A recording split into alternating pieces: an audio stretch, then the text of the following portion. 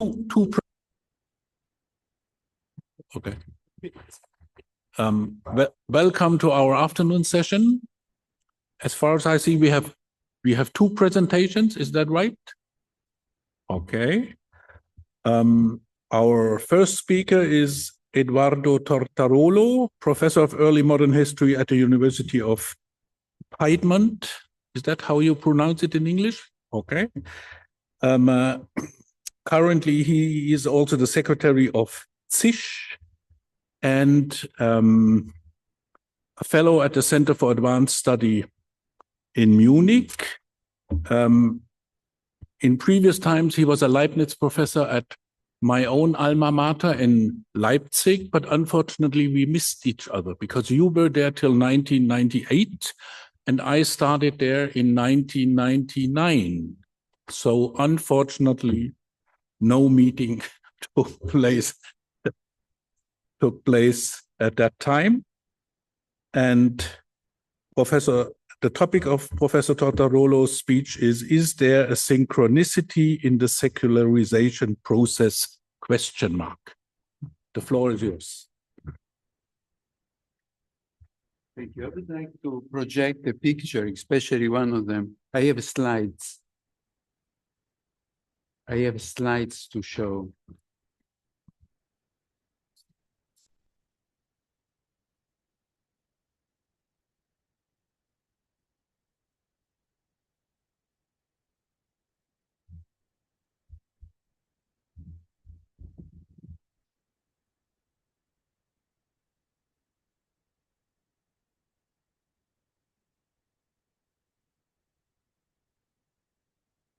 No. No slides. Who sent it? I send it to you, the slides. Do you have a pen? Sorry about that. Because at least one of them is interesting.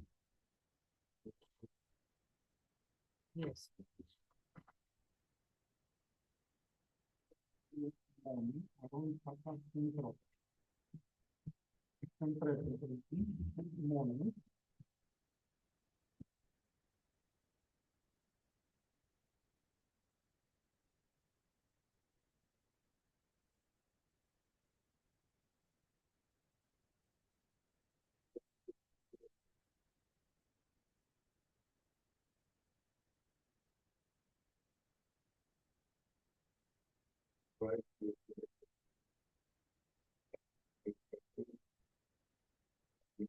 Sì, sì.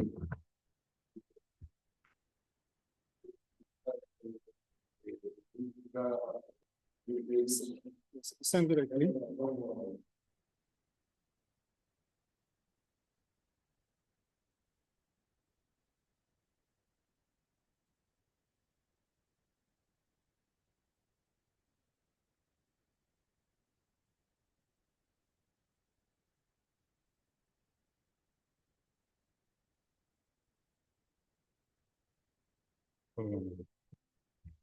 Synchronization.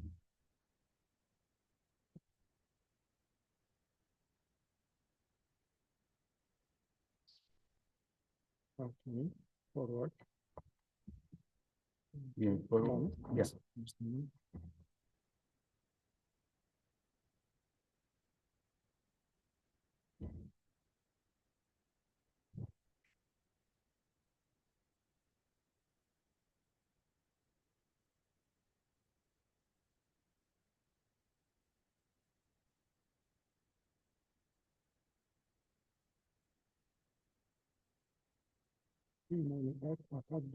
Yes.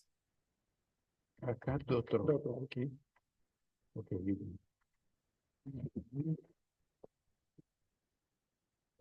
trovato mandato, sì, sì.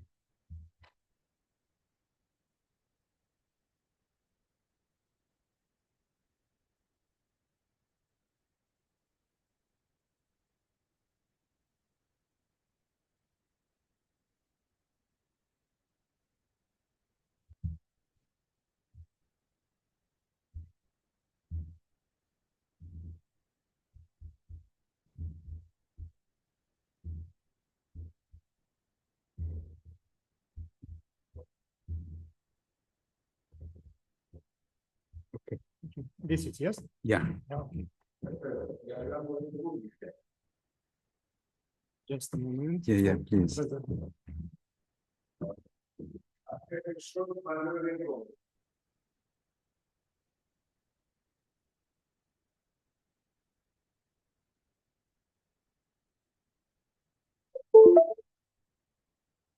Okay, thank you. Miracles of secularization. So shall I start? Yes. Okay. Now, thank you. First of all, a very warm thanking to Sorin, who invited me for the first time in Bucharest. I think the topic of the conference is extremely challenging and very interesting. I have one regret that I wrote my paper before listening to the papers of yesterday and today.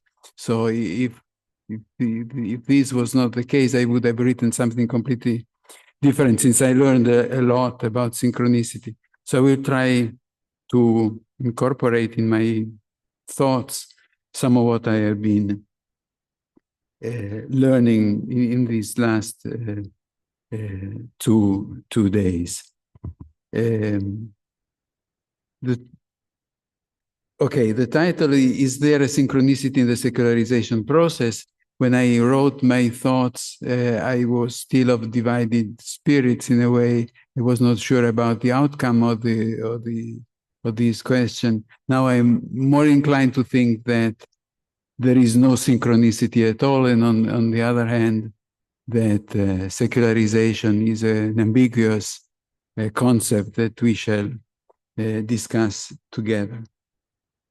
Okay, I would like to begin my thoughts on secularization with an example of synchronicity or of non-synchronicity as a sort of synchronicity that has failed in regard to secularization, with an observation made by a prophet of AI.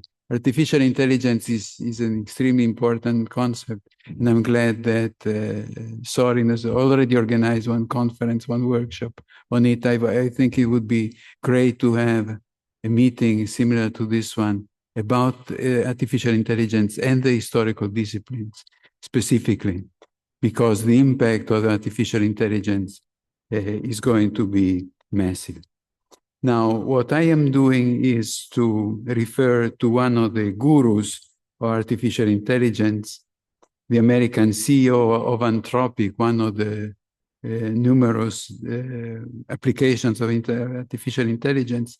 His name is Davide Amodei, of Italian origin, but he's an American, who has worked a lot in the field, and he has written a valuable text on AI entitled Machines of Loving Grace.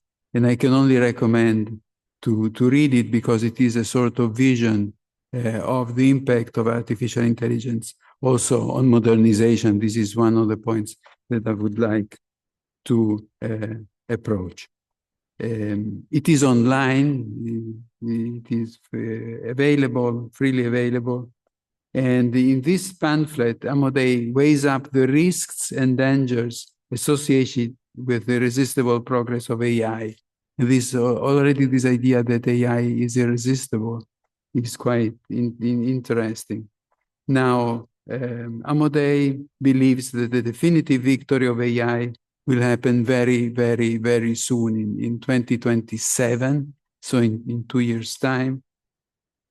And he's very confident that, with some good arguments, that the realization of an AI as efficient as the human brain will be achieved, as I said, in 2 years' time.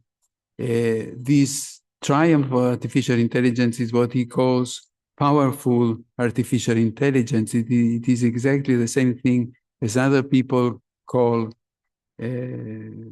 more commonly artificial general intelligence, AGI, which is basically artificial intelligence that will replace human agency. Now, it would be extremely interesting to discuss why he's putting forward this vision online. But I would like to limit myself and draw your attention to one of Amadei's statements. Amadei claims to be neither a doomer nor a naive believer in the benefits of AI. He invites us to consider the full range of effects of AI and projects a double scenario. And this attempt to be complex and to be fair to the possible outcomes of artificial intelligence is already a telling move by him. There is one scenario: if everything goes well, artificial intelligence has only positive outcomes, and there is a worst case scenario if everything goes, as he says, bad. Overall, as you can imagine, by a tycoon of artificial intelligence, he expects the good to outweigh the bad. And he believes that, no, that comes later. I'm quoting him: ideally, powerful AI should help the developing world catch up with the developed world, even as it revolutionizes the latter.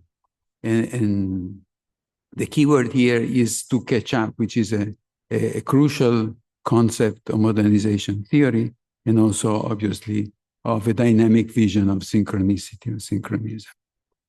What he means by that is that he believes that artificial intelligence will bring all human social and cultural realities up to the same level and will promote a form of advanced synchronicity that is beneficial to humanity. The benign effects of powerful AI thus reflects the effects of modernization and seems to contradict recent theories of multiple modernizations and of the concept that has been mentioned a couple of times in the previous papers, contemporaneity of the non-contemporaneous, the Gleichzeitigkeit des Ungleichzeitigen, which is a very important intellectual tool to deal with this phenomenon. My idea is that this notion that artificial intelligence might have a sort of beneficial modernizing effect is crucial for our notion of the nexus between modernity and secularization in the form of a sort of post-secular turn. Secularization and secularism are not mentioned by Amadei as consequences of artificial intelligence, but he lists all the areas of human knowledge that will definitely be impacted by artificial intelligence. And the list is not terribly long, so I will mention the different areas. First of all, biology and physical health that will get benefits from artificial intelligence. Then neuroscience and mental health, economic development and poverty, peace and governance, work and the meaning of life in terms of happiness and psychological well-being. They are mentioned as areas of human life that in a way embody the full gamut of human tasks that are meaningful to man. So my conclusion reading this pamphlet by David Amadei is that AI theories, or at least his AI theory, is reviving modernization theory under false pretenses, including under this denomination, the secularization theory of the 1960s and 1970s. I don't obviously blame Amadei for not addressing the issue of AI and secularization, but I would like to point out the fact that all this is implied in his broader vision of the impact of AI. Now, how come that secularization is, and religion in general is not mentioned in this sweeping vision that he's setting up? My suggestion would be that secularization is an issue that, because it is so vast and complex, is in danger of falling off the radar of collecting attention, only to appear unexpectedly, with no real possibility of being absorbed by public opinion and integrating to a coherent overall vision. It is an argument that touches deeply on our experience of life, our vision of the past, our expectation of the future, and is something that cognitive sciences of religion should address, and that is indeed should be on the order of the day of cognitive sciences. Now, if you take a look at the most recent works in cognitive science of religion, you will find a very short and sort of standardized historical perspective. And I take one. No, this is.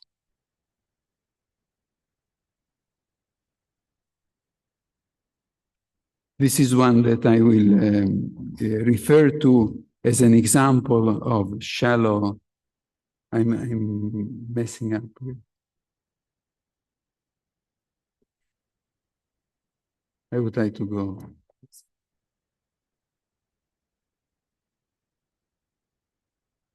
No. This is lost. I want okay, before that.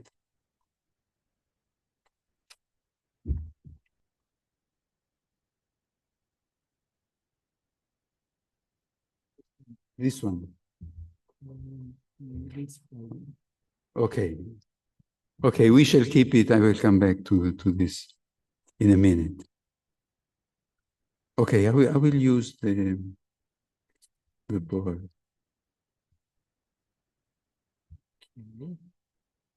I already discussed that. Okay, perfect. Okay, perfect. Now, I wanted to mention one of the historical judgments about the genealogy of secularization that betrays and shows a very shallow historical perspective, very standard way of treating complex phenomena. The quotation is as follows: Enlightenment scholars and early social theorists observed the rational knowledge and thought confronting superstition and belief in the supernatural. They predicted that religious belief and observance would gradually fade. Subsequent analysis of modernizing societies has shown that the pattern of change in the religious behavior is quite different. But the point is that cognitive sciences of religion do not usually engage in showing to what extent, in what forms this behavior changes a long time. And reflecting on secularization leads us to discover that what presents itself as secularized is so far from a certain point of view, not from others. And this is the point that I would like to make. The conclave following the death of Pope Francis have proved once again how secularism and more than 2,000 years old religion are intertwined, including Trump's wish to be acknowledged as the next Pope. This went viral before the election of the American Pope that was elected a couple of days ago. And this includes the discussion of the relationship between political power and religious power, goes back to the question of synchronicity. There has been a long, quite an interesting discussion, at least in the Italian newspapers, about the previous interactions between Pope Leon XIV and President Trump and Vice President J.D. Vance last February. And apropos synchronicity, the historical concept that was mentioned was that of the interaction between the Christian Church and Charles the Great, Charlemagne. So the idea was, in a very serious political analysis, that J.D. Vance, by mentioning Agostino's Ordo Amoris as a sort of hierarchy of effective links between members of the humankind, as a matter of fact, not only referred in the wrong way to Agostinus, but that he, as a matter of fact, reenacted a political move that for the first time was devised by Charlemagne. So the idea is that very simply, following the political events of the day, historical categories are invoked without proper analysis, especially in the newspapers, social, not to mention social media, that are totally, obviously, unreliable. So the idea, the reason why I projected this picture is not that I like President Trump, which I do not do, of course, but the fact that he expresses his wish to control the whole sphere of possible power, including the religious power, and that he has been rebuked quite successfully by his own, by the future Pope Leon XIV. It is interesting that he assumes the image of the Pope, and that by taking the clothes and the attitude, he also tries to appropriate the moral authority, which is obviously based on other legitimation rather than the popular vote. Now, this is an attempt by the political power to appropriate the religious power, but obviously the reverse is also possible, and an analysis into depth of this would lead to the conclusion, or to the remark that I'm making, that what presents itself as non-secularized, indeed fully inserted in the confessional logic, reveals surprising aspects of conflict between traditional religions, social balances, and representative institutions. And I wanted to spend a couple of minutes analyzing a case study that can clarify what I mean by that, and the complexity and the intricacies of this new relationship between political power and religious power. England has been in many respects a recognized point of reference in the process of secularization of the European society. It has been mentioned in the previous papers quite a few times. And many of the phenomena of the reduction of the presence of the prevailing confession were felt in the first instance in England, despite the presence of the Church of England led by a sovereign since 1534. Bishops have always sat in the House of Lords, first as bishops of the Church of Rome, then as bishops of the Church of England. Now they are 26, a number fixed by the last reform, the so-called Bishopric of Manchester Act of 1847, even though the number of dioceses is now 44. So there is an adaptation between, let's say, theory and reality. In the House of Lords, the Lord's Spiritual open each session of work with a prayer, read in turn by a Lord Bishop, and participate with equal dignity in the discussions and votes in an individual capacity and without representing a faction or a party, which is already something quite peculiar. And you cannot really tell secular from religious apart. In the aftermath of the Paris massacre on November 13, 2015, discussion opened on the general criteria for preventing and combating the radicalization of the Muslim population in England, and for finding ways to include, even symbolically if necessary, the part of non-Christian population in the functioning of collective institution. The Commission on Religion and Belief in Public Life, an independent research group, proposed in 2015, along with other measures, to reduce the number of Anglican bishops from 26 to 16 to make the representation of confessions in the House of Lords less distant from reality. In a country where those who do not identify with any confession approach half the population, which corresponds to the secular model of modern Europe.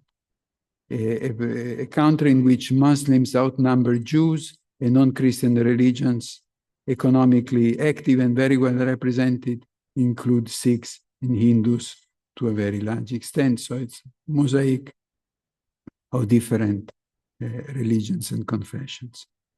Thinking of solving the problem generated by the now centuries-old break in the religious uniformity with a broadening of representation to the most followed religions presents two interesting aspects, even if not perfectly coherent with each other. And that obviously considers also the very particular nature of the House of Lords, which is not elective, but as well known by royal appointment. All confessions have acquired the right to be present in the highest governing institutions as such, with some approximation to proportionality with respect to their rootedness in the country. On the other hand, however, it must be observed that the recognition of very strong presence of people external to traditional churches does not correspond, except marginally, to the recognition of the autonomy of convictions with religious values. So the fact that an effort has been made to think at least a more adequate representation of the different confessions does not consider the fact that about half of the population in England does not acknowledge any religious authority at all and is in this sense fully secularized. The dilemma of secularization reappears the more the process of distancing from religions becomes socially relevant, however less visible than integralism and fanaticism, the more a form of reaction manifests itself that aims at maintaining the confessional structure, at building barriers that defend historical religions and give them the means to absorb the new forms of moral vision. So it is an interesting phenomena by which the more religion declines, the more there is a need for religion-based values. I will take the Italian case for obvious reasons and mention the fact that reports in newspapers and television bring to the attention of the population the existence of forms of undisciplined religiosity, which is a growing phenomenon in the last, let's say, 30 years, especially since the immigration from Northern Africa started to become quite significant. And by undisciplined religiosity, I mean Muslims pray in sheds and garages, rent apartments for ritual purpose against the law, which prohibits them from doing this. Immigrants from South America, and especially in Brazil, spread in large unnoticed ways do-it-yourself religions of evangelical revivalism in the first place, that mostly refer to non-Catholic traditions. And original communities that come from Eastern Europe find a place of worship and sociality in Orthodox churches that take over unused Catholic parishes, so they sort of replace the Catholic structure of religious organization. For these reasons, especially in Italy, interfaith dialogue has become a fundamental part of the process of building a civil coexistence, but the reality does not match the public discourse on that. For all these non-Catholic forms of religiosity, regulation is at the same time requested in a country that is the geographical center of Catholicism. a central concern emerges that influences this entire European discussion, the fact that the moral, disciplinary, cohesive value that is attributed to religion cannot be renounced, is something that should not be renounced by the political power. But this is my point. Each of these forms of undisciplined religiosity or the form of representations have their separate temporality and do not follow the same historical rhythm. For this and other evidence seem to refute a simplified vision of secularization that prevailed during the 20th century, with particular force in general sociological reflection. And this is why I wanted to read this quotation that comes from a sociologist of religion, J. Demerat. He made this and quite a few similar statements in the 1990s. For a long time, the idea circulated that society would become secular over time, that this was part of modernization and westernization, and that the religion would disappear as a consequence of the legacy left by the Enlightenment. I don't know any sociologist or religion worthy of the name who really believed it. So there is a discrepancy, a sort of gap between the sociological theory and historical or empirical reality. And there are quite a few other statements that go in the same direction, but I would like to point out that some of the most interesting theoretical and analytical work that has been done on this topic point to the fact that sociology, sociological approach to secularization is basically a search for dialogue and constant interaction between secularism and religion. So this is one pertinent quotation by Bernard Ustorf that encapsulates very well what I mean. The Christian faith is in constant conversation with the realities of the past. The European path is that of the Enlightenment in its secular trends.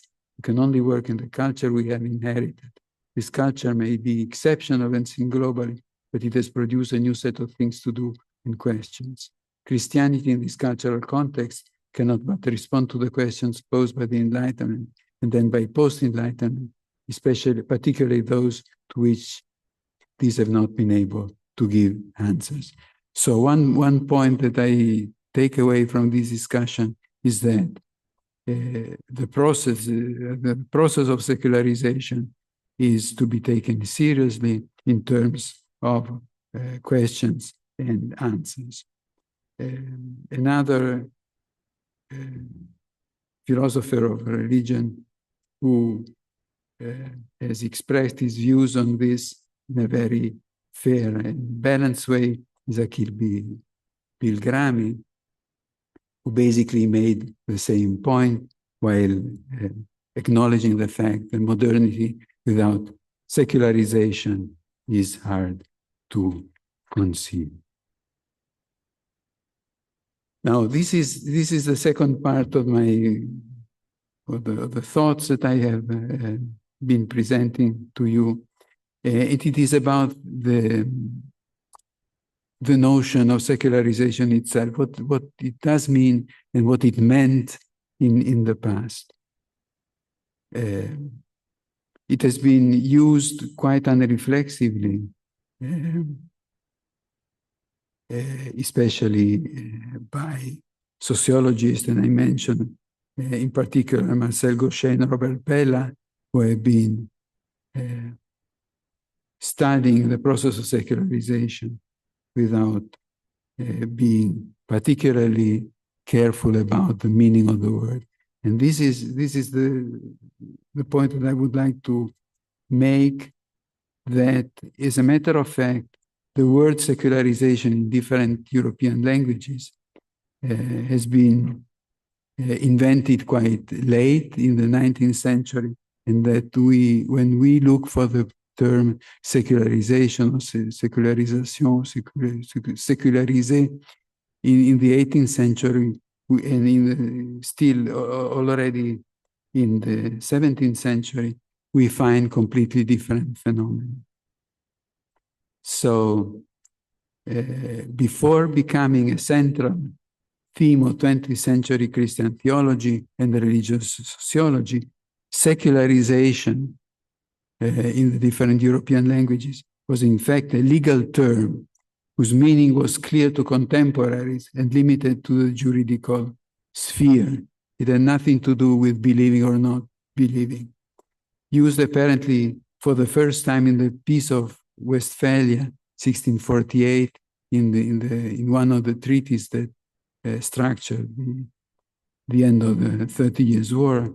Secularization indicated the transfer of goods and territories from the church to civil owners.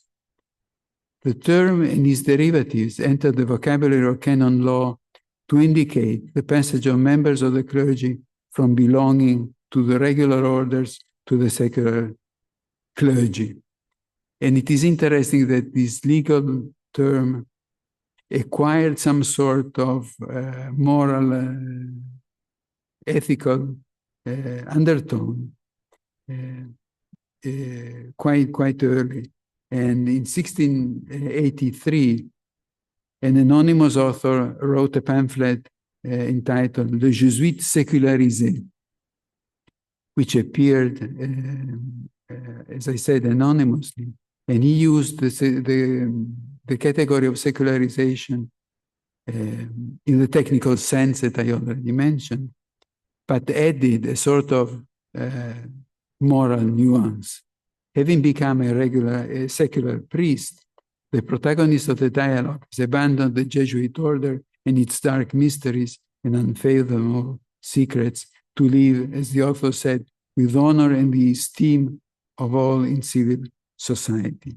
Abandoning the order of Jesus, the Jesuit order, to secularize oneself at something liberating and positive. It is historically interesting to see how this moral nuance moved from the mid-17th century to the later periods and got its own importance.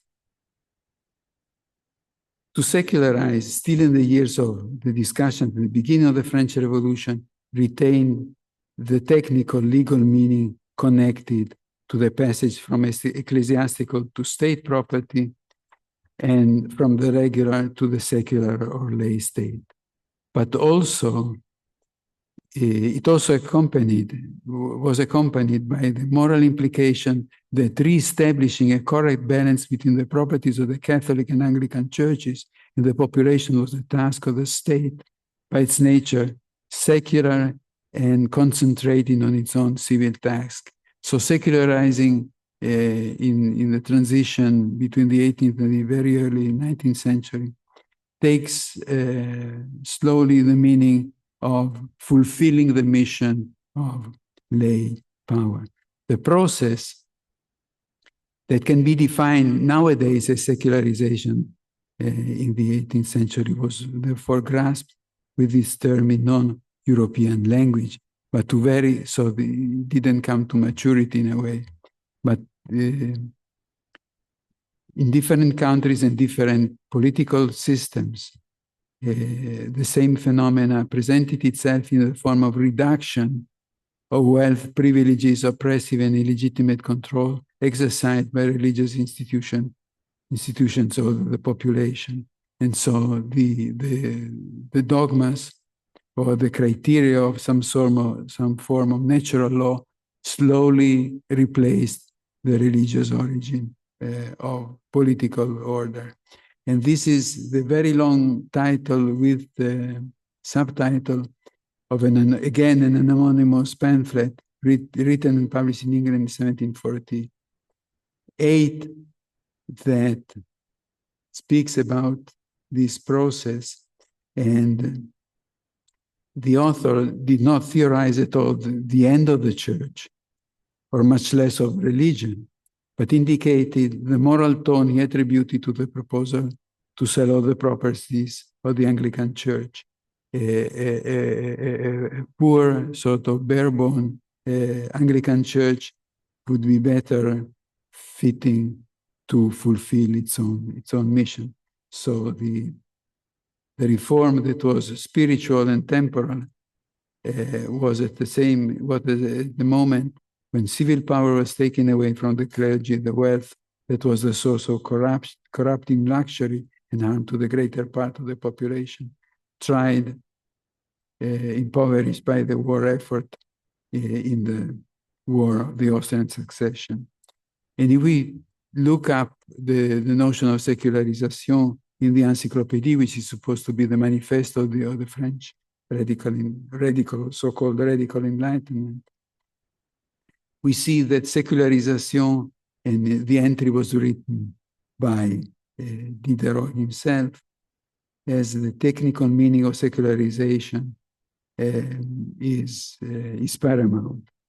It culminated, the meaning of secularization is placed in the confessional antagonism that culminated in the 30 Years' War, back to the Peace of Westphalia. Secularization becomes in embryo a program of transformation in the case in question, in a seemingly indirect and elusive form. And this is what the Encyclopédie had to say about the secularization. The immense, referring to the German states in the mid-17th century, the immense revenues of many bishoprics and abbeys in Germany would offer an easy way to end the bloody clashes that tear apart the secular princes and states and make up the political body of Germany. It would be desirable to resort to secularization, to wrest from the hands of ecclesiastical goods that ignorance and superstition once assigned to men, whose temporal power and luxury distract from the function of the sacred ministry to which they inclusively ought to dedicate themselves. And you see in Nuce what the French Revolution will do in the early 1790s with the establishment of a sort of state church. This is something that Matthias Middels has already referred to, the crucial, pivotal role played by the French Revolution. But in this case, the word and the process of secularization is not included in any representation of the French Revolution, which, by the way, was the first experiment in European history to de-Christianize, not secularize, but de-Christianize, and to separate church and state after Thermidor. So, but even then, there was no talk of secularization. The point is that the term Säkularisierung was invented in Germany in the first half of the 19th century in the context of a radical reinterpretation of recent European history. And again, this is something that, from a different perspective, also Matthias has approached, the fact that the retrospective view leads to reassess processes for which contemporaries didn't have an adequate vocabulary. There has been research done on this in the post-Hegelian German discussion that produced the modern meaning of secularization in the sense of loss of significance of religion in the world. The first mention in this sense is usually attributed to the historian of religion, Richard Rothe, who first in 1837 used Säkularisierung and Verweltlichung in the modern, broad, and more profound meaning of an epochal process of de-Christianization, non-violent de-Christianization. And the most outstanding historian of this phenomenon, Ian Hunter, points out that this decisive linguistic turn occurred within the framework of the creation of philosophy of history that was based on the recognition of the increasing rationality of man and the abandonment of his sensual and passionate traits, as well as the assumption of ethical responsibilities by the state. So it is not a product of the Enlightenment itself, but of the backward projection in the 19th century. Hunter has a lot of interesting things to say about this history.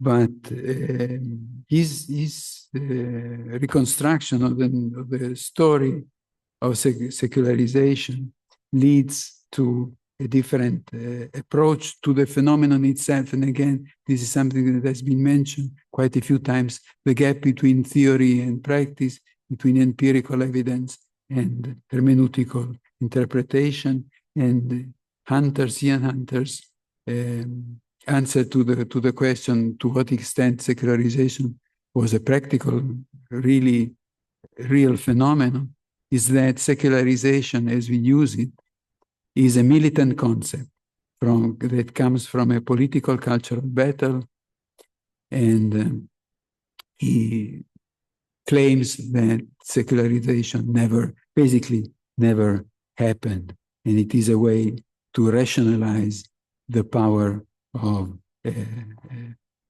secularized elite that did not reflect a more general progress or evolution in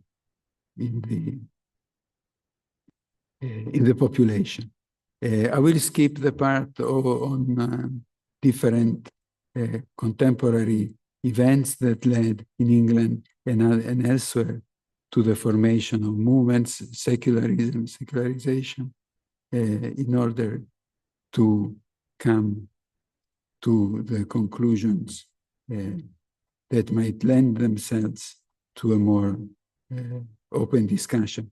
This paper suggests the reality of the presence of confessional principles in the public life and daily experience of modern Europe, and acknowledges the efficacy of the movement to secularize European society. I think this is undeniable, since the reduction of the prevalence of confessional institutions is a fact, and at the same time, this process has led to the creation of spaces of non-confessional public power. Its essential interests go towards the empirically investigable, the presence both of a growing social group in the transition from the 18th to the 19th century, that is secularized with the full awareness of not following ecclesiastical teachings, so a sort of self-discipline, non-religious opinion group that is clearly present almost anywhere in Europe since the end of the 18th century. A historical reflection that reconstructs at least some of the moments and ideas that have accompanied, in some cases, encourage the process of secularization is therefore necessary. And I reject the idea of Ian Hunter that all this simply did not happen. If we have entered the post-secular age, as many claim this is the case, this post-secular or desecular age cannot consist exclusively in overcoming the illusion of a secularization that never happened. Two final points. The first one is that we should come to terms and investigate why gurus of artificial intelligence like David Amodei are implying interpretations of the past, since they have the power to project their own ideas into the future. So my idea is that if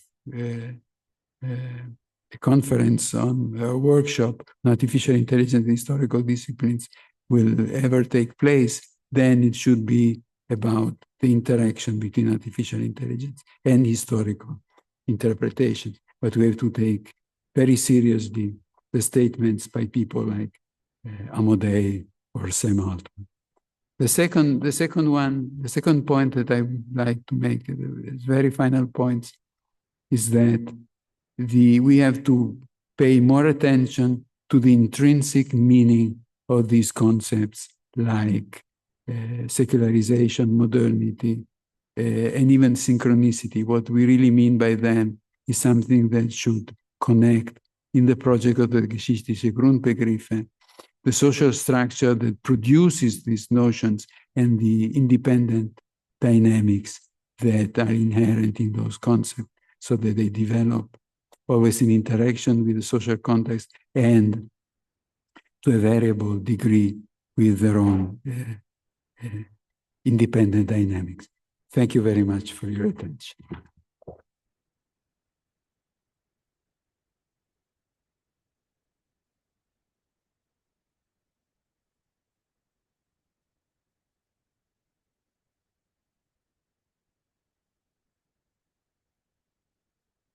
So our last speaker is Sorin Antohi, whom I will not introduce because everyone knows him. His topic is the tree of synchronism, the morphodynamics of an idea, alluding to Ioan Petroculianu's work, The Tree of Gnosis.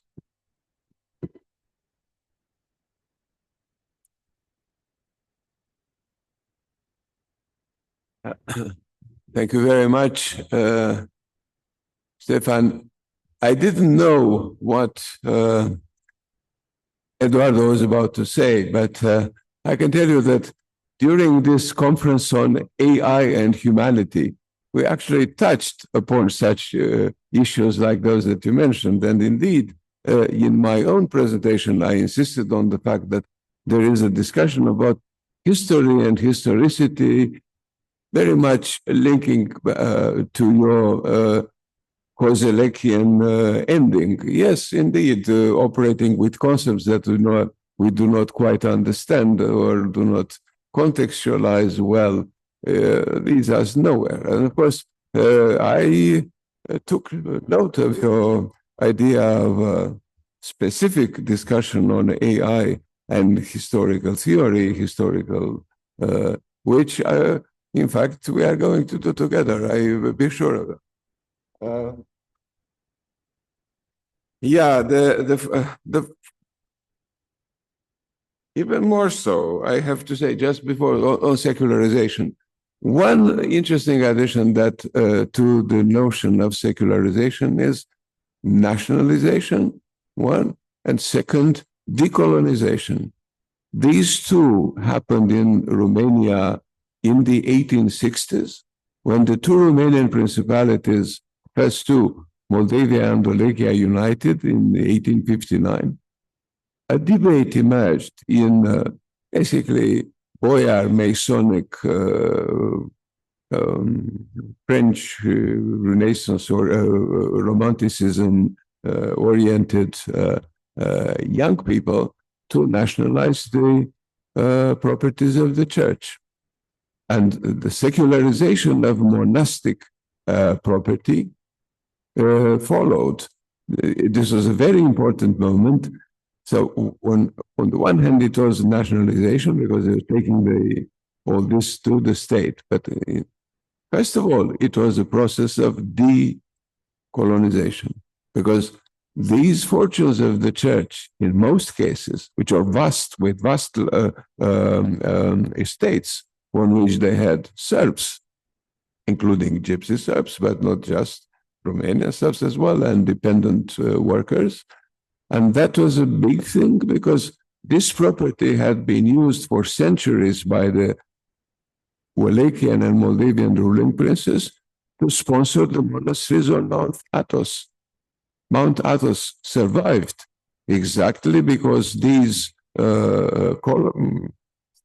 practically colonies, right, for colonial, there was a kind of church colonialism by which, with the authorization of the state, of the ruling prince, that he was a pious, or supposed to be pious anyway. So all this revenue was going to Mount Athos. If you ever go there, have been there, you will see that most monasteries there have been kept up to the collapse of South Balkan states, despotates, and kingdoms only by Romanian ruling princes, with some contributions from the growing Russian successive states. So it was a process by which secularization, and the word was used exactly taken from the French, with the new meaning that it has been acquired around the 1840s and starting in 1789. And they were applying it to something that, in fact, was the decolonization of these two principalities.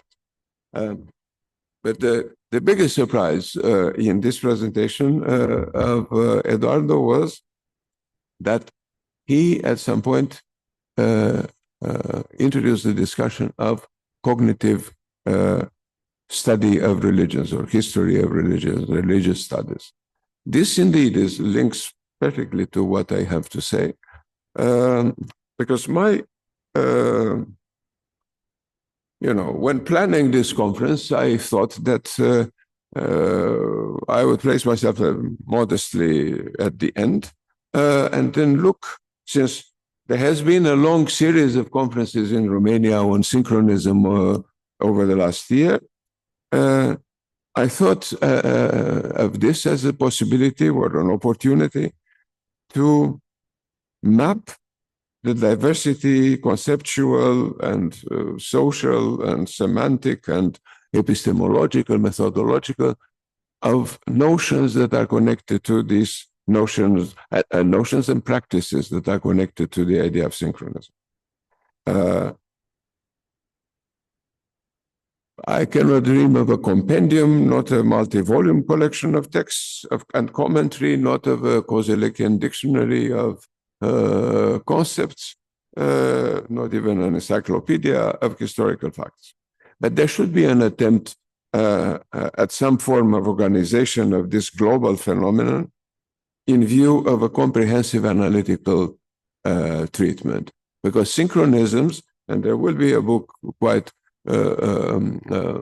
soon called Synchronisms by somebody who wanted to come here, but he's traveling to the United States as we speak. The book will be out. So there is a sense of continuing this discussion, because our conference here, as I mentioned yesterday, was also, which I organized, was called also in the plural, Synchronisme. And we are trying to pursue this thing. Now,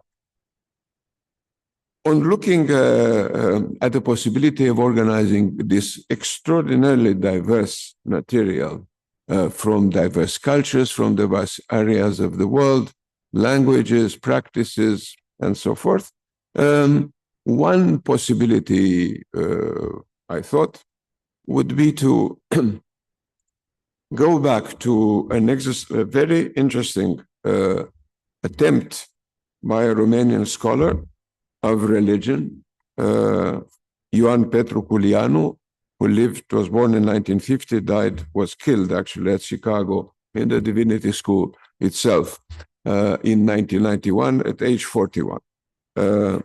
Now, Culianu was coming of age. He, escaped from Romania with a fellowship to Italy, where he studied with Ugo Bianchi, who became his mentor in the study of Gnosticism.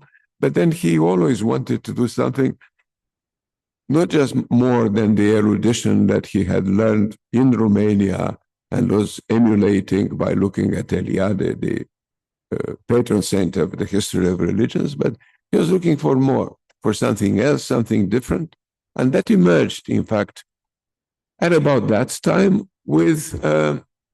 in two ways. One way, there was a kind of new flexibility in the thinking about science and about the solidity, cohesiveness of paradigms. So in the 70s, everything was about paradigms just before going into the idea of grand narratives and grand theories. So we're still working with this notion of paradigms, going back to Bachelard, going back to others. So in a way, it was a kind of outmoded methodological, epistemological position. Yes, he was looking for something else. What would that be? And then he got into, by some accident, which I documented, in touch with the new, epistemological anarchism of Paul Feyerabend. And he picked up this Rabelaisian view that anything goes, and any other principle, as Feyerabend said, would block the development of science. So we should be flexible and look around to every possibility. That is endless possibilities. And while working on that, and I was simultaneously working on that because I was in a very close relationship with his family in Romania, especially with his sister. So I would read even his sketches and letters and projects and so forth way before they were published in the West. I was very aware of all that, and there was a kind of co-evolution on my side here, back in Romania, isolated, following this kind of trend of thought. I noticed an extraordinary and, to me, exaggerated interest in the newly emerging cognitive sciences. I was very skeptical about this because I had a better, solid science background. I was more into physics and mathematics than Culianu. In Culianu's case, this job had been already accomplished by other people in his family, mathematicians, including his father and others, hard sciences. So he didn't have the exact background that he needed to understand that, these cognitive sciences were great, wonderful, and so forth, but not solving all problems. So in many ways, he was departing from the paradigm, the newly emerging paradigm of cognitive studies, and he was looking back because by another accident of fate, he got in touch with the work of Frances Yates first, and her reconsideration of the notion of science in connection with a redefinition of the notion of magic. And then he was interested in, while working very, very, very, very hard on the comparative historical study of Gnosticisms. While he was working on all that, we are in the early to mid 1980s, and he is going from Italy to the Netherlands, and then he settles in Chicago at the Divinity School under the aegis of Eliade, but then dies, and then he becomes professor in that precise role. This is his itinerary. But while working all this way, he does a PhD in France, which is, a very, how shall I say, thorough comparative analysis, philologically fundamented, theologically, everything very solid, erudition really unbelievable, and systematization of this abundance of materials. And he comes up with kind of first attempt to deal with the dualistic Gnostic systems from antiquity to modern Gnosticisms, the kind of, what even nihilism was being produced, post-Nietzschean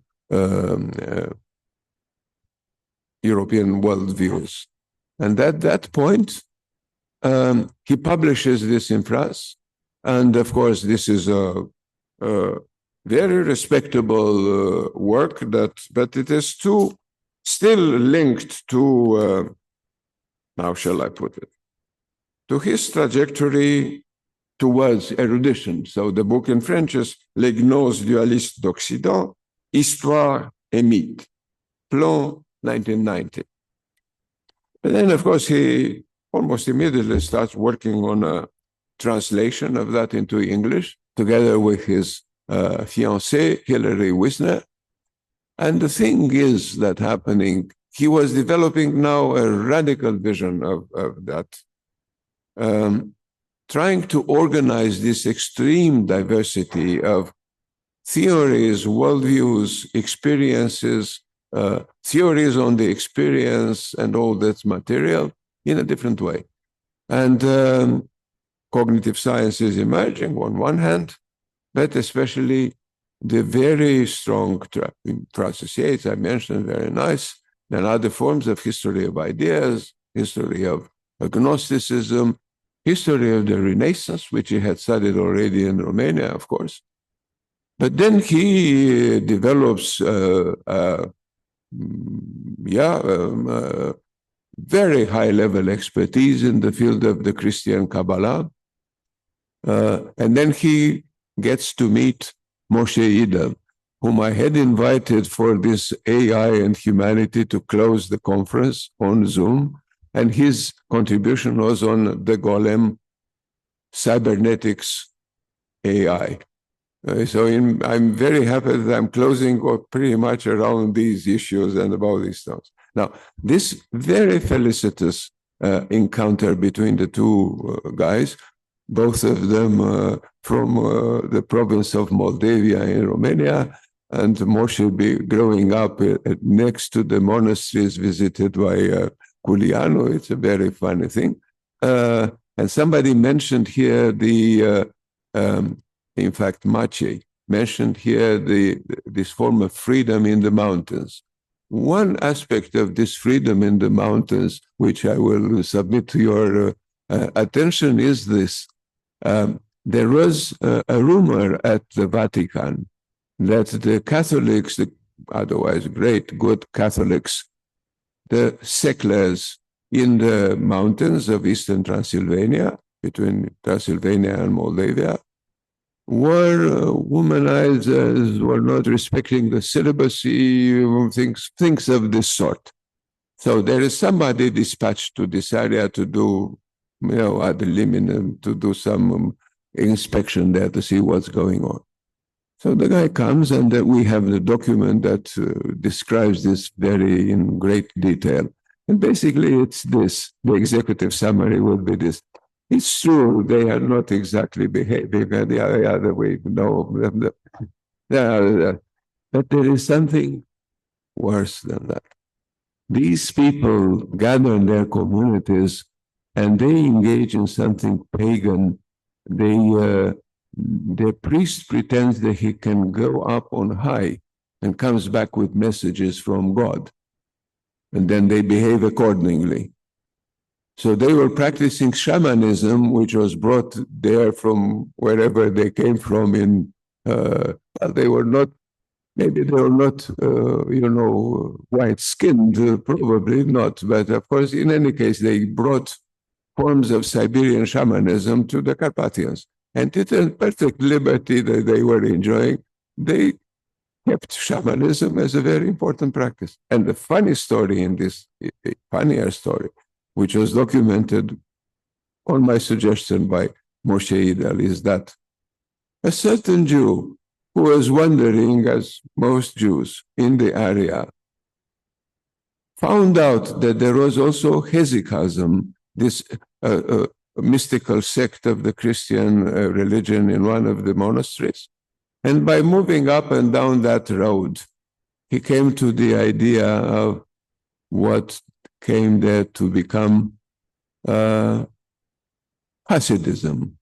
So the Besht, the initiator of Hasidism, has seen these things, these practices of meditation, and heard of shamanism. The result is that Hasidism includes lots of elements, including accession or high, which are inexistent in previous Judaism.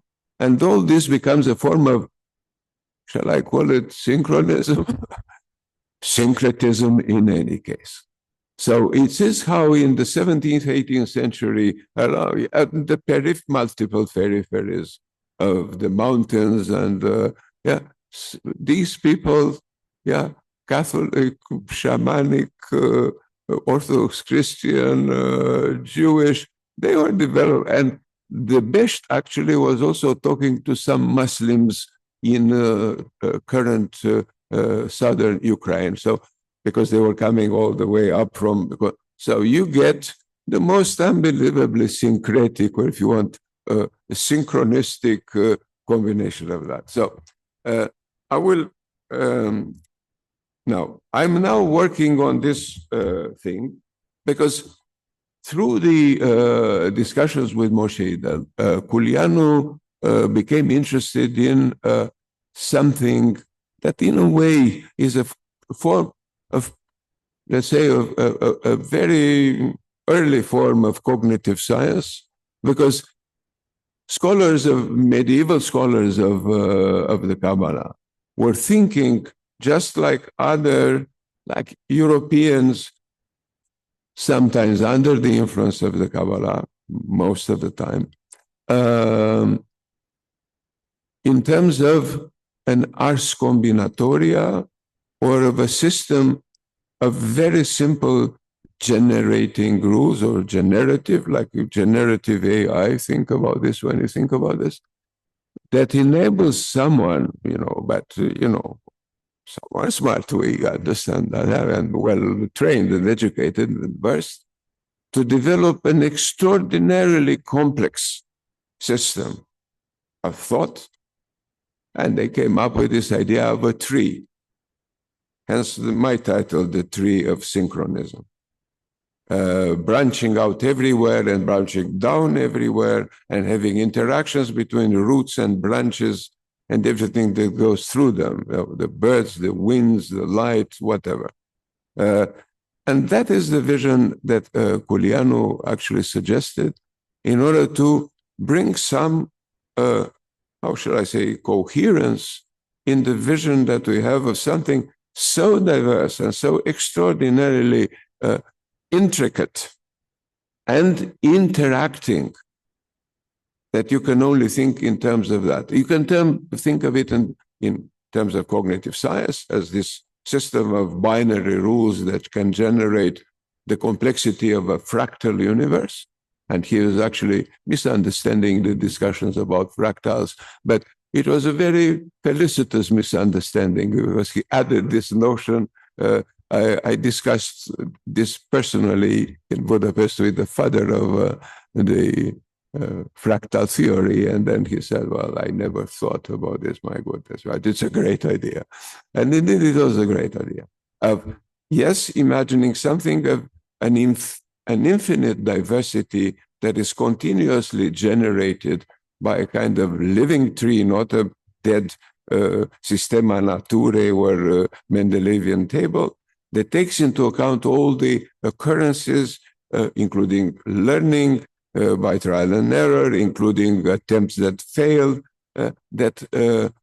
thus this vision organizes the erudition in terms of Gnosticism,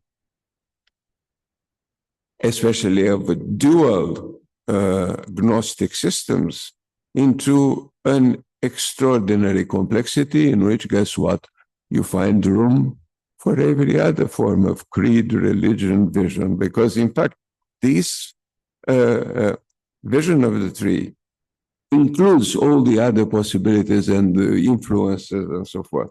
So, of course, he ends up in a theory of mind games and things of this sort. So thus exceeding the limits of study of Gnosticism and get it into something a lot more complex, and to my mind, a lot more interesting. Now, I cannot go into the details of his theoretical work on that, but what I can say is that if you think in terms of, strictly in terms of our debate of synchronism, what positions do you have?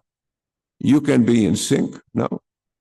You can be out of sync, but ahead of your time or of their time, behind their time. So you have to organize temporality in a way that is a chain, or maybe a causal chain, or a genealogical chain.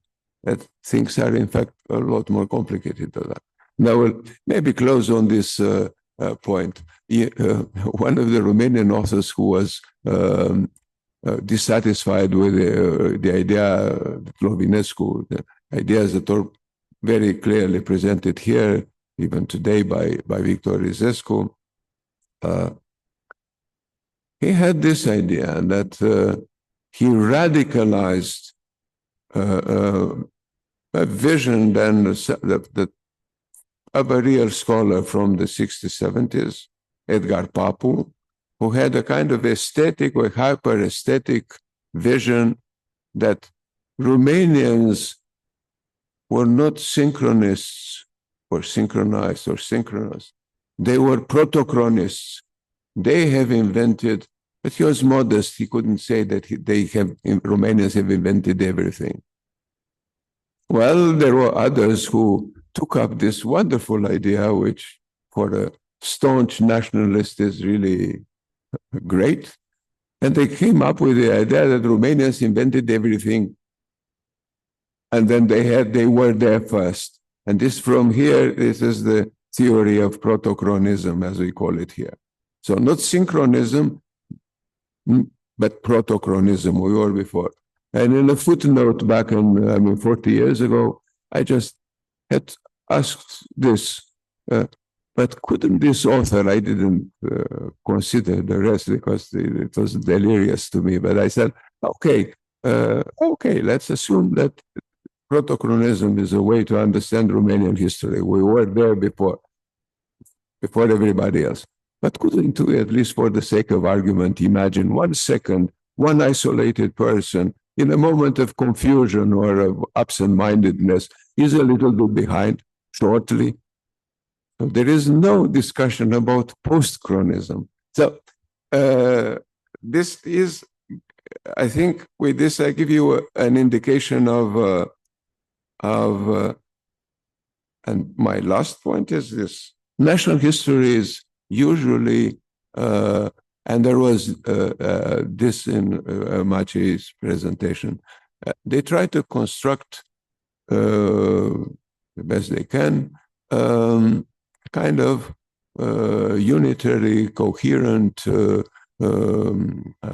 vision of the ethnic nation that would, share a certain worldview.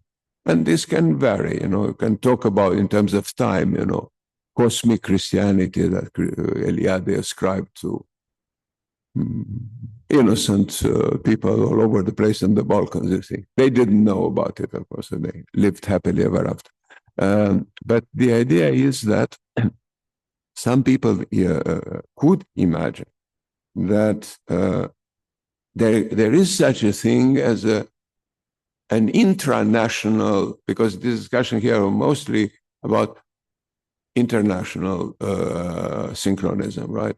Transnational, up to planetary synchronism.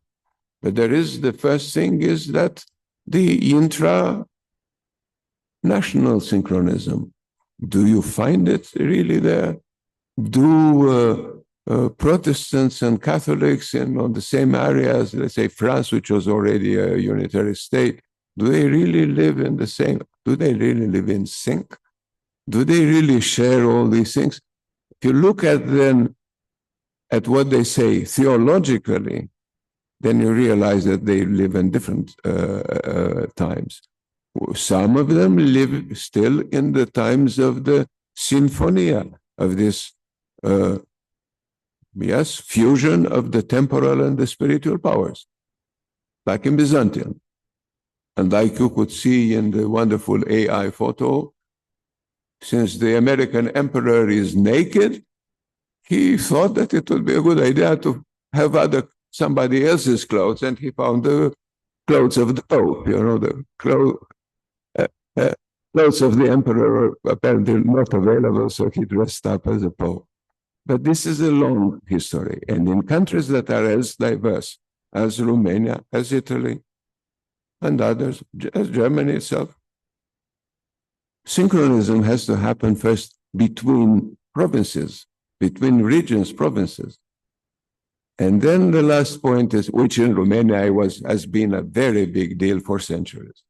The other big deal is whether or not the diverse social groups in a region, let alone nationally, live in the same time, experience time the same way, think about it the same way. Peasants, boyars, do they really live in sync?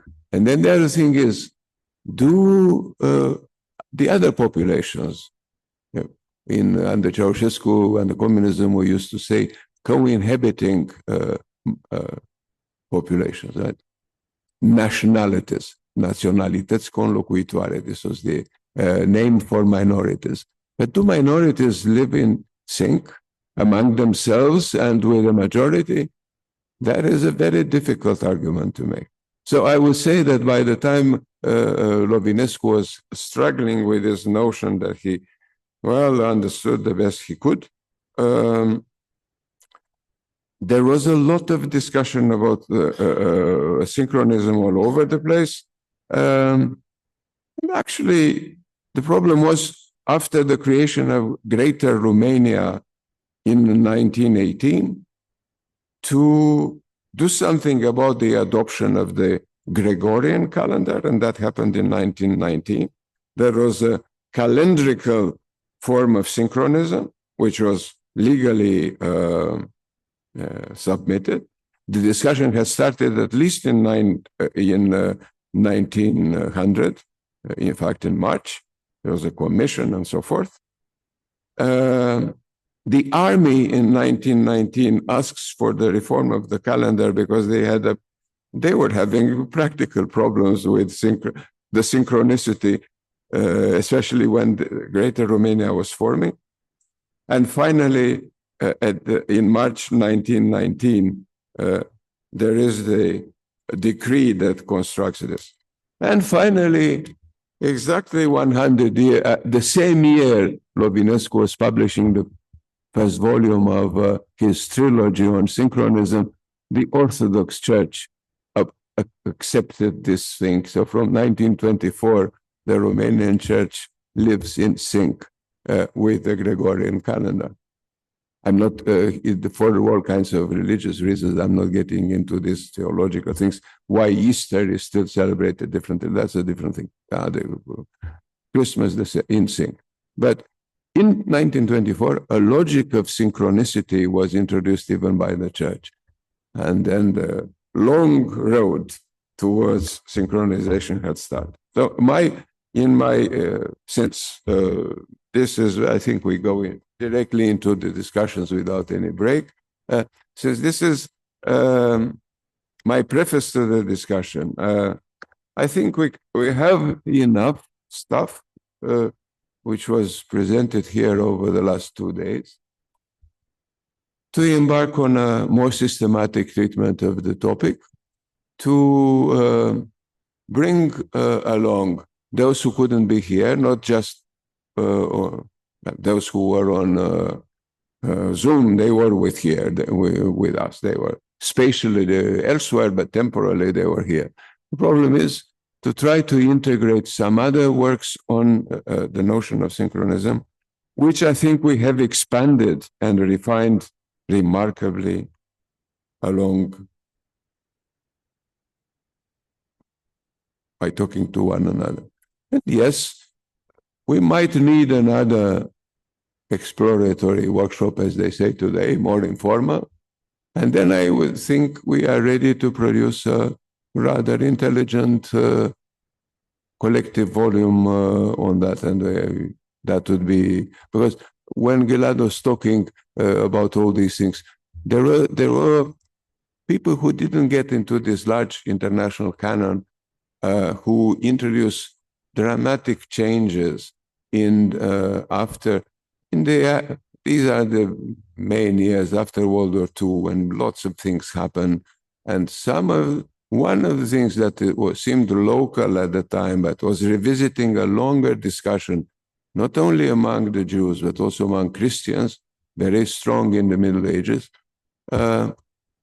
Somebody born in the same town as Moshe that became a big shot in juridical terms, in legislative terms, and in Israel. And he had the idea of looking into the writings of some forgotten by us anyway, rabbi somewhere in Poland, to do what?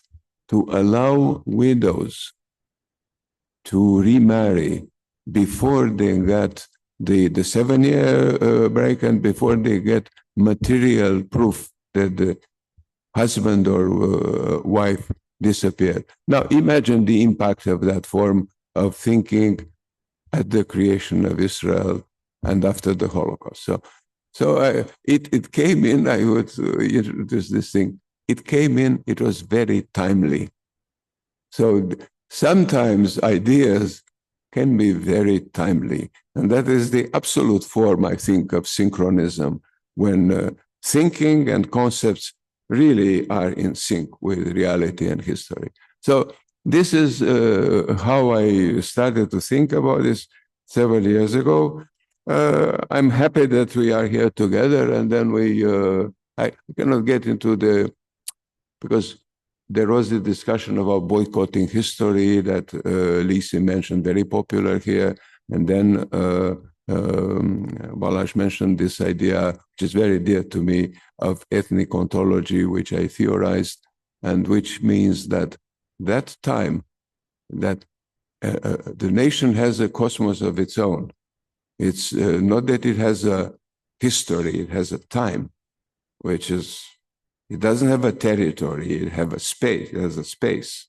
It doesn't have a national character, it has a form of being, which is specific, a form of, here we are approaching the ideas about Dasein, but you can imagine in this form of ontology that I mentioned, a timeless being, a zeitlos, zeitlos, Zeit, the time sein. You can have a being without time. And there were speculations about this.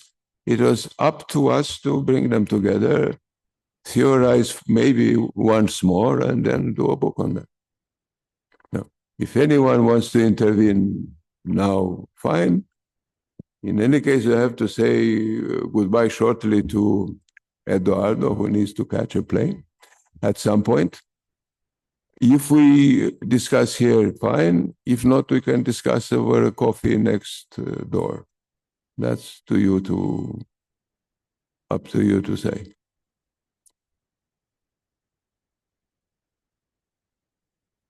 And that's the problem. That's the problem. Technically, the conversation is easier if we go out. It will remain among us, not in the cosmos through this recording, but we continue anyway. And what I can tell you is that next time around when we meet for exploratory discussions, there will be a better setting than this formal setting for conferences, that to have a more intensive exchange. I think in the way I think about these issues is this: maybe 1, 2, 3, it would be 2, 3 sessions for a big topic in which one is more formal, maybe 2 are informal, or 2 formal and 1 informal, a cycle of 3, and the book at the end of it. Thank you very much for coming and for delivering extraordinary papers. I also take it as a great form of friendship, and I am very grateful personally, I mean subjectively.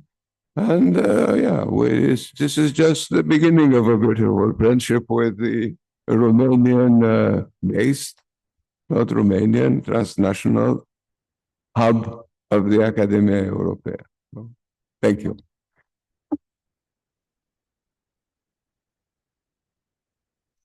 I thought it more humane to go to have a coffee, and then there will be dinner at 7.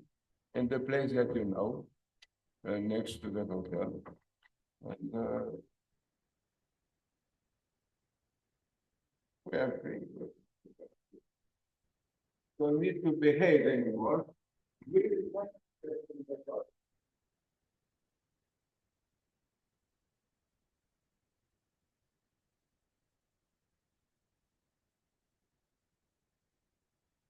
And if you can keep this up, does it still go?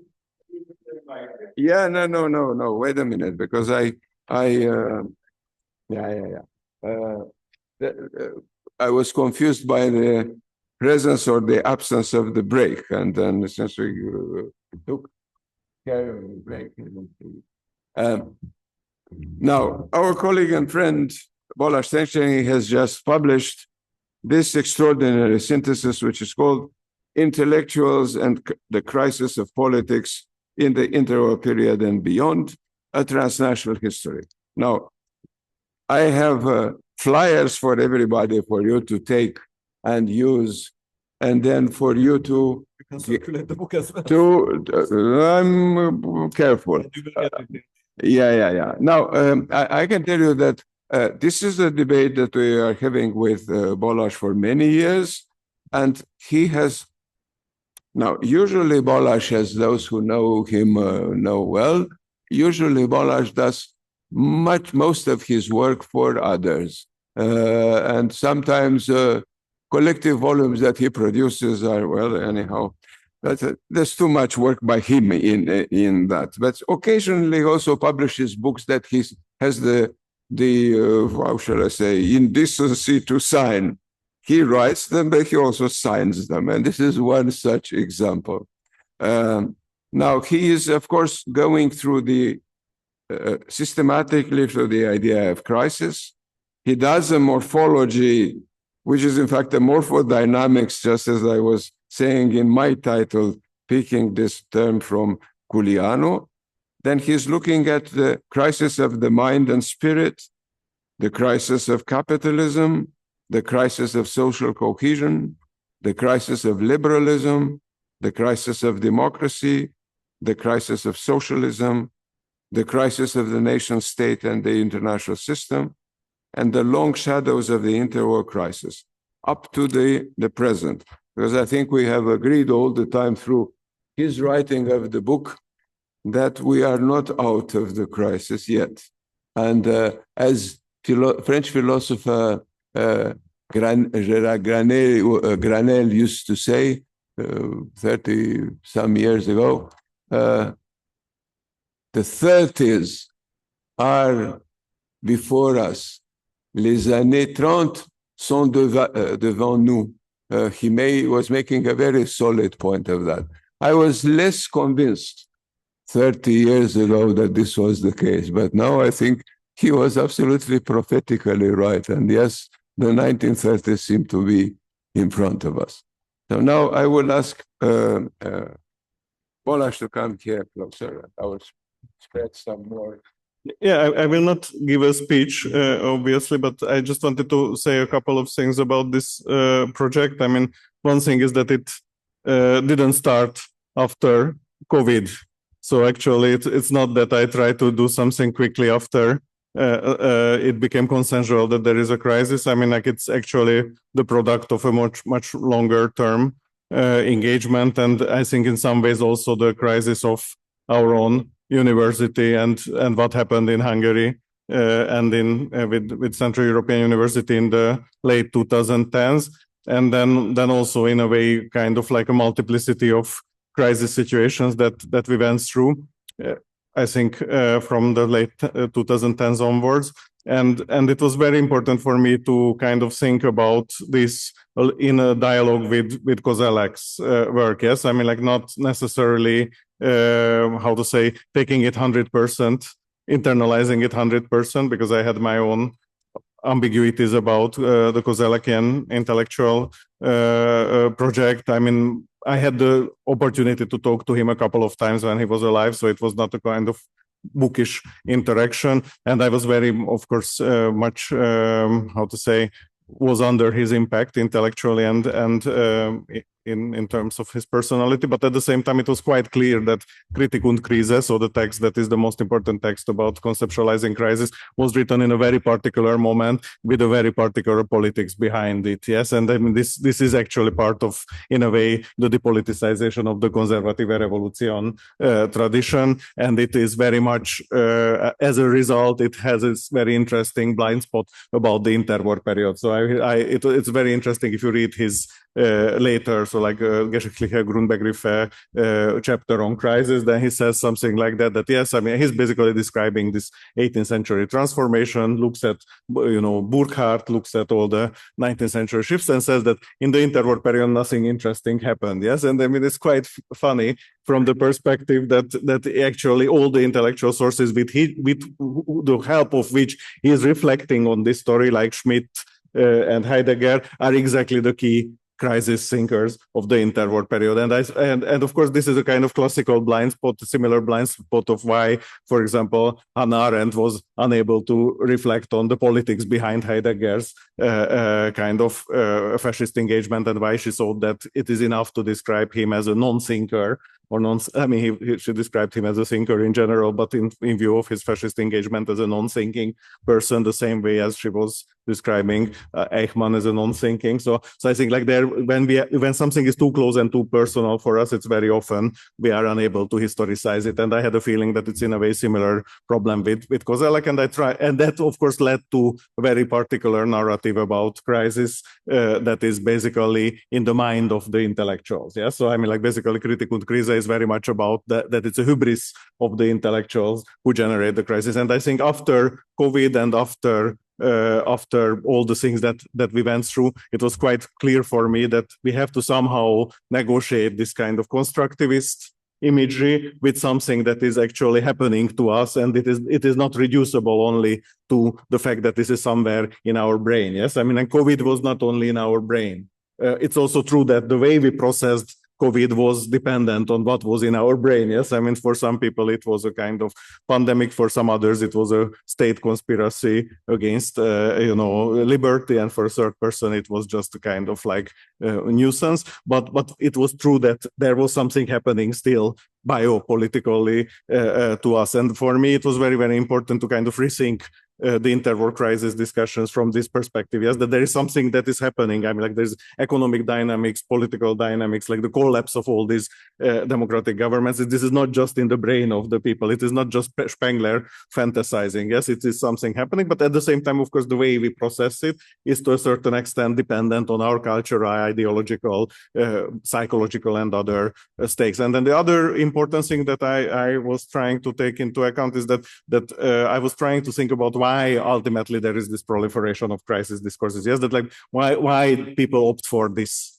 And then I found basically that this is about basically trying to talk to the non-professional audience. Yes, that like in the interwar period, the public sphere is actually changing. Like you have lots of specialists who are talking to specialists, but then if they talk only to specialists, then basically they lose the audience. There is a kind of like fragmentation in a way similar to what we go through now in a different ways. There is a fragmentation of the public sphere. It's not like the 19th century that, a kind of romantic intellectual, Michelet was talking to all possible kind of registers and epistemic communities. Like you have very divergent epistemic communities. There is also divergence of political subcultures. So like there is a kind of like, internal fragmentation. And as a result, basically, you need to kind of address this kind of broader audience with some sort of mobilizatory discourse. And I found out that more or less this crisis discourse in most of the cases was actually functioning as a kind of mobilizatory discourse, epistemically and also morally, to try to talk to different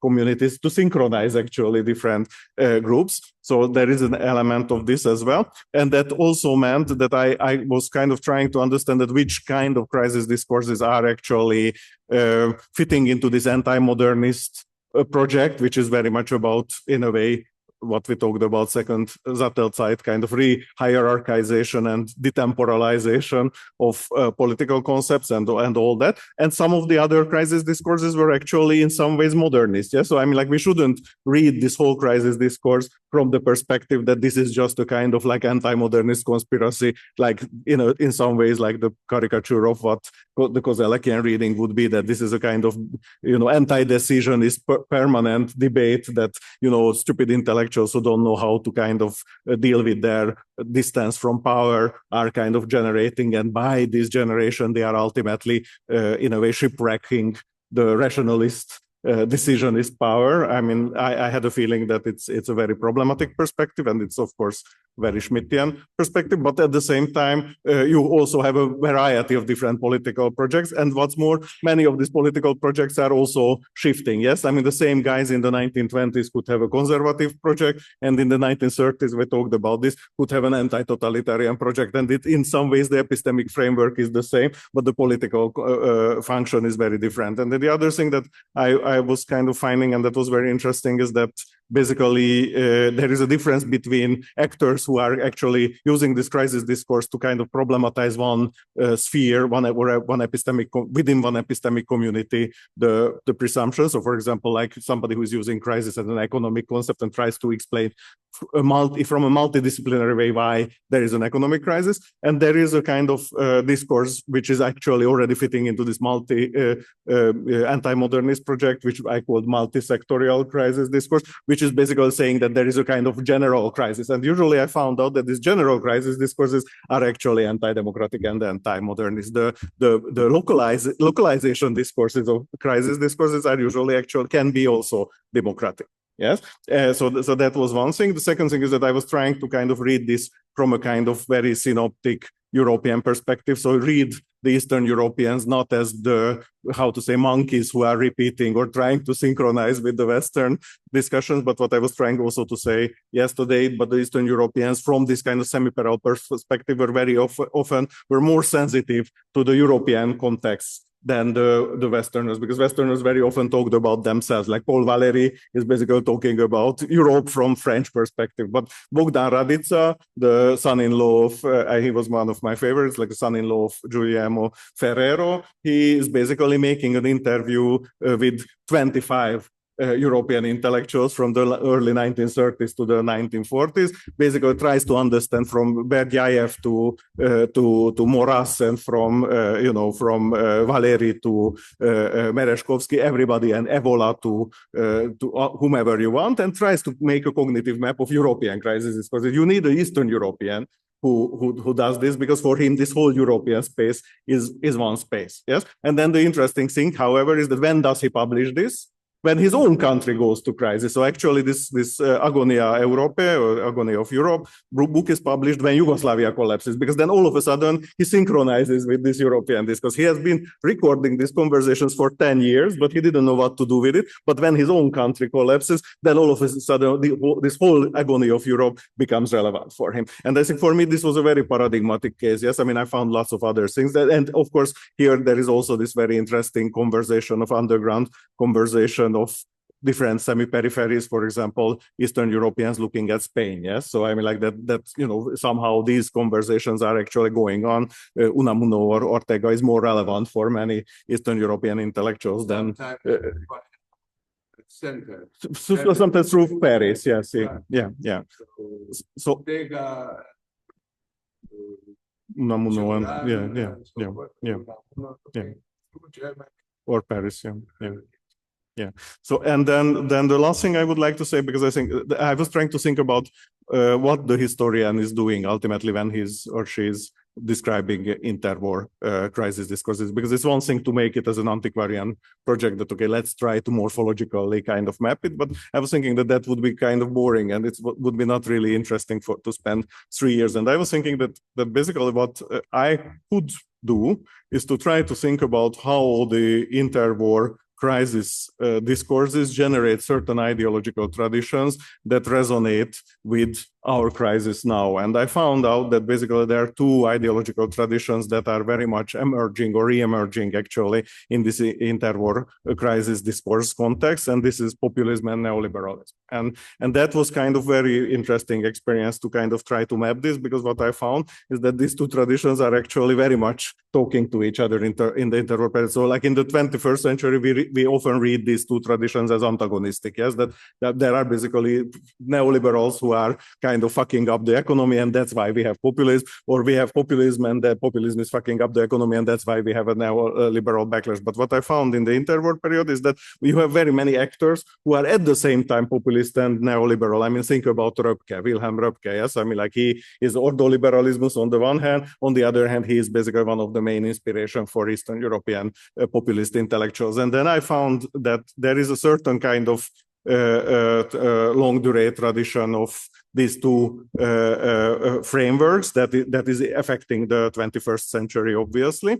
And if I try to reduce their interaction in a way, then basically what I found is that in the 21st century, neoliberalism and populism are in a way attacking or trying to undermine the liberal democratic consensus, yes, which is, of course, if you think about, for example, Orban, who is arguing that there is illiberal democracy, then very often he was told that this is stupid because there is only liberal democracy. But actually, in this respect, Orban, of course, is right, because up to the interwar period, most of the projects are actually either liberal or democratic. I mean, like when you have early 20th century authors, usually they are Popovich, for example, and the others, they can argue for liberalism and reject democracy, or some of them can argue for democracy, like, for example, syndicalists or social democrats, and they would be very, very critical of liberalism. So actually, it makes sense to talk about illiberal democracy and the anti-liberal and anti-democratic liberalism. But then in the early 20s, like in this Wilsonian moment, these two things come together. So there is a moment when this comes together, and then basically the crisis of this liberal democratic framework in the late 20s, early 30s unfolds. And then you have once again, basically democratic projects can be left-wing or right-wing and majoritarian or more constitutional, which are questioning liberalism. And then you have basically liberal attempts to save liberalism. Think about von Mises, who says that we might rely on fascist violence in order to save the market. Yes, so basically this kind of fragmentation of liberal democracy is actually very typical for the 1920s, late 20s, 1930s, this fall of the liberal democratic consensus. And then this liberal democratic consensus is restored after the Second World War. So like if you look at Tony Judd's kind of post-war, then he's arguing very much that this is a kind of experience of the pre-war civil war context in a way to recreate a kind of liberal democratic in a way self-restraining consensus politics. And then this once again collapses in the last 20, 30 years. And then I was trying to understand to what extent these two collapses are somehow connected. And what I found out is that indeed, basically, neoliberalism is challenging the democratic component in liberal democracy. Populism is basically challenging the liberal component in liberal democracy. So in some ways there is a continuity, but at the same time, we can also see that if you go back to the interwar period, then you have a much broader intellectual plurality of both these neoliberal offers. I mean, if you look at the neoliberal discussion in the 1930s, apart from the fact that we can include Romanians and many other contexts, apart from this kind of limited Lippmann colloquium discussion that is usually being taken to be the kind of birth of neoliberalism. But you can see that many of the people whom we would now qualify as social liberals were also part of the discussion. Oscar Jaszi is actually a big interlocutor of Lippmann, and in the end he says that, well, for me Lippmann is a little bit too much pushing the market, but like they have a very close and common interaction, and Jaszi is mediating, for example, Michael Polanyi to Lippmann. Yes, so that basically one of the persons who in the 30s is a kind of leftist liberal, and after the Second World War will be an anti-totalitarian kind of in a way Cold War liberal, is actually coming from this trajectory. So basically you have much more much more from this intellectual tradition of neoliberalism. And there is, of course, the same story with populism. Yes, I mean, many of the populists are somehow still within the range of democratic, liberal democracy. Yes, I mean, like if you look at Romanian Magyaru, for example, or like the Hungarian populist left people like István Bibó, you cannot put them out of the liberal democratic consensus. They are critical of it. They are actually criticizing the traditional liberalism. So they have huge problem with traditional liberalism. They usually say exactly the same thing as Lippmann would say, and many of the actually neoliberals, that 19th century liberalism is a failure, so we have to rethink liberalism, but they are not willing to completely disentangle liberalism from democracy. And I think that is in a way the intellectual how to say, benefit of looking at all this historically, because we can gain in a way similar to like Quentin Skinner's attempt to somehow historicize liberalism through engaging with the Republican tradition as a kind of internal alternative of the liberal tradition, that you can actually create a broader historical framework in which many other varieties are present, and then you don't read the kind of interaction of liberalism or neoliberalism and populism as only this kind of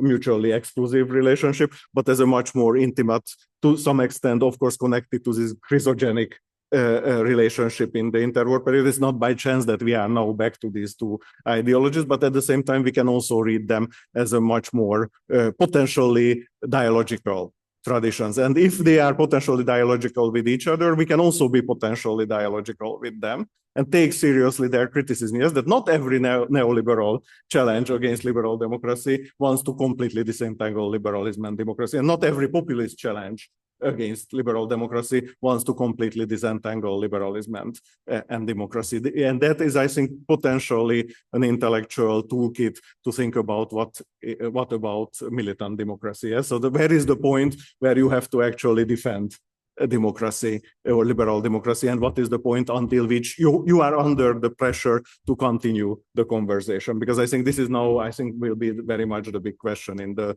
next couple of years. I mean, think about Romanian constitutional court, think about the question of Le Pen being banned, think about AfD being, so where are the limits of liberal democracy's kind of tolerance to its challenge? And I think it's a very easy example. I mean, we were talking about this with Romanian colleagues that you might actually rule out a competitor, which is constitutional who makes it. But if there is no intellectual project behind explaining why this happens, it reinforces the anti-democratic, anti-liberal democratic pressure. It just confirms to the contenders that this is just an elitist conspiracy, and I think this is exactly what is happening in Romania now. So my intellectual project was somehow to make history not great again, but relevant again for a discussion that seems to be conducted more or less ahistorically. All these questions that I was now talking about with constitutional court, militant democracy, liberalism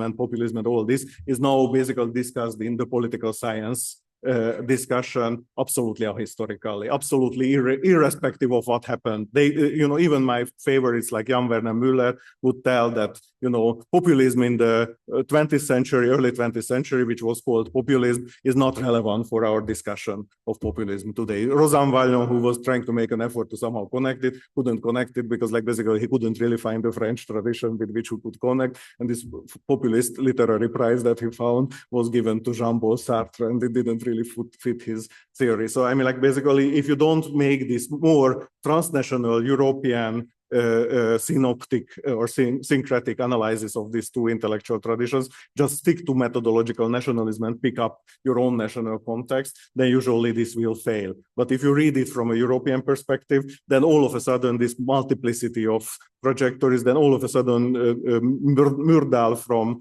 Sweden talks to István Bibó in Budapest, talks to Magyaru in Romania, talks to Radica in Croatia, talks to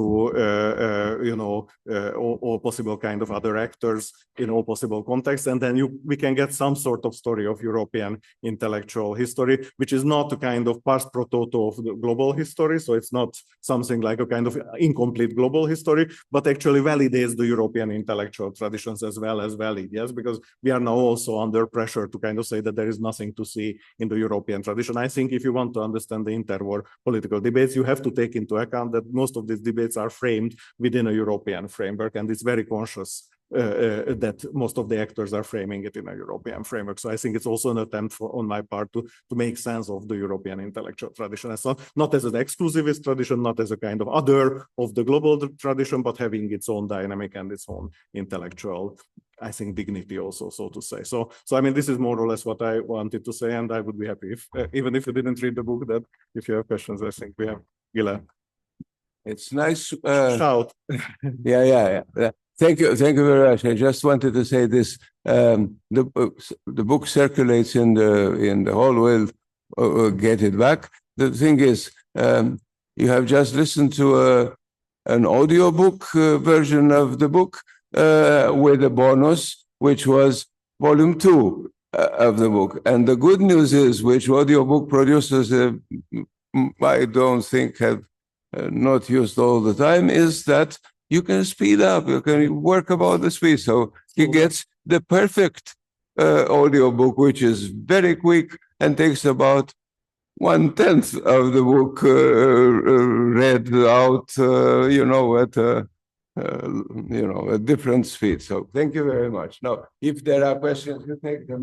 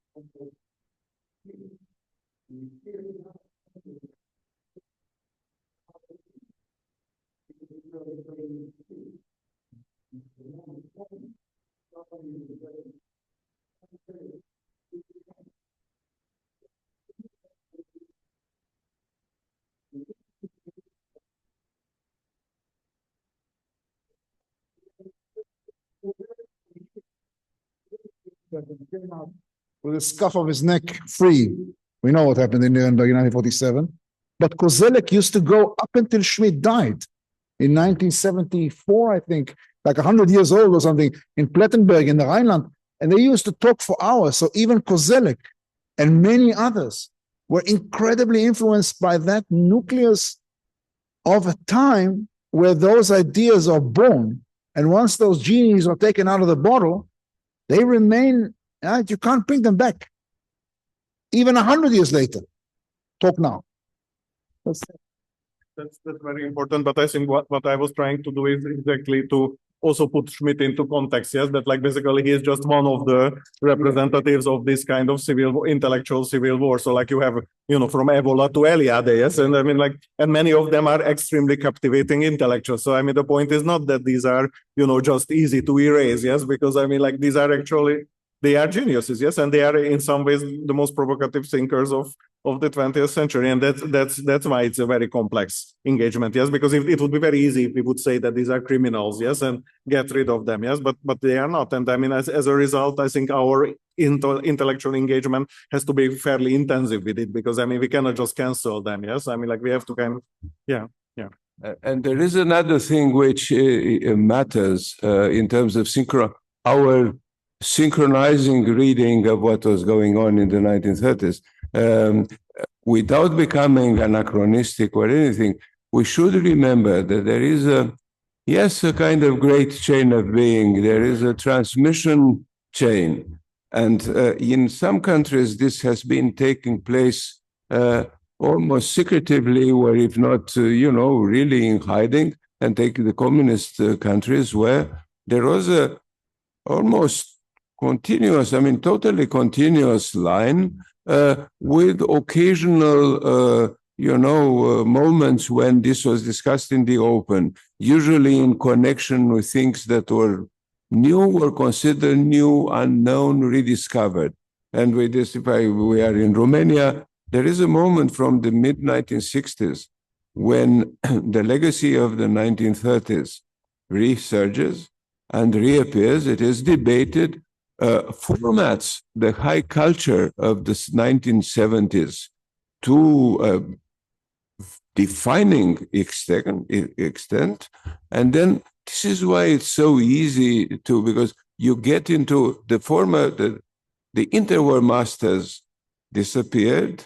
I was lucky enough to get in touch with those who are living long enough to be active and, lucid, so I could connect with them, with the generation of Eliade through Mihai Shora, for instance, and so on. But the idea was that this is a moment of reemergence of things completely out of context. Because this was not.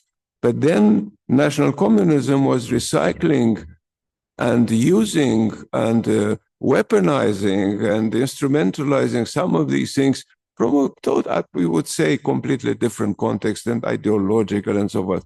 This is why today, when you have those relics, intellectual relics of the 1930s, this is what Dugin does as well, no? Recycling things from Eurasianism that he could into a popular, vulgar form, a vulgata of the, original Troebstskoy ideas of Eurasianism for everybody. And that gets into a complex interaction with the current situations. For instance, in Romania, they added New Age, Club of Rome 1.0, the guys with zero growth and all that, into a mix with diet advice, parenting, and whatever. And then the result is a kind of bizarre cocktail in which everything is present. So it is being synchronized as if this were invented today. Now, for most people who are completely innocent, intellectually speaking, they simply are not in the business of history of ideas. For them, it is enough to say that this is about the nation, us, and so forth. They are completely unaware of the historicity of ideas. They pick them where they are. And I think there is one more twist in this story, and I think that's also very interesting, that basically in the interwar period, like when I was talking about the fact that I was trying to somehow save crisis as sometimes a useful concept, yes, irrespective of the inflation, yes, nowadays it's a huge inflation again. I was trying to collect just for fun, like in what context crisis is used, and try to describe it like, from housing crisis to like in the English press. At some point there was a long series of articles about crisis of foie gras, Yes, that like the foie gras is in crisis. Yes, so anything can be in crisis. Yes, so on the one hand you have this huge inflation, but I was trying to say like in what context crisis can be actually a speech act. Yes, a kind of concept that and in the interwar period, indeed, there are moments like when this is actually coming from these experts or expert communities trying to talk to a broader audience, trying to focus attention basically and mobilize. But then this only worked because there was some sort of futural projection. Yes, if there is a crisis, and the crisis is actually a step towards kind of opening up the future, then it has it can have some democratic function. But if we don't have a future, which is now basically very often the temporality of these kind of autocratic projects, then basically you only have crisis management. Yes, so eternal crisis management, where crisis management converges with state of emergency, and then Schmittianism is basically the only game in town. Yes, that basically the one who declares crisis is also declaring crisis of emergency, and his interest is to permanently reproduce crisis because he can only stay in power by. And I think if you look at Orbanism, for example, I mean, we went through basically we have state of emergency since 2015. Yes, I mean, like it's not. No. Yeah. Exactly. Yeah. Exactly. Gentlemen, we are about to end here. I think we once again thank you very much. I thank you very much. You did a great job. You did a great job. So let's get out of here. So, and this is the spirit of the continuation of our discussions, right? So we touched it. This is the way to go. We go. Thank you very much.